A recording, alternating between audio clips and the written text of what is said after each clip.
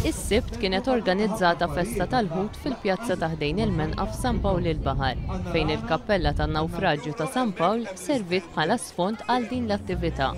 Is-sajjieda u l-bejja mhux biss sebew il-ħut frisk, imma tkellmu mal-pubbliku dwar il-qabda u tkabbir tal-ħut f'Malta.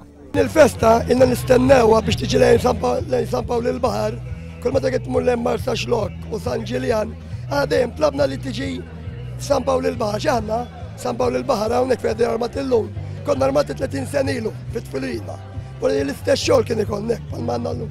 Ifhem xi ħaġa sabiħa u nħaġġiġhom biex joħdu interess iktar. Daw kollha preżenti setgħu mmorru dawra bil-Luzzu għall-Gżejjer ta' San Pawl u kien eżebit ukoll akwarju mimli bħut imkabbar fiċ-ċentru tal-akwakultura. In-nies isiru jafu daqsxejn iżjed fuq il-fish farms u fuq l-affarijiet. F'din l-attività minn barra l-beħ ta' ħut frisk li kien għadu kif inqabad kien hemm ħelu tipiku Malti, frott frisk, prodotti agrikoli, kif ukoll mużika tradizzjonali Maltija.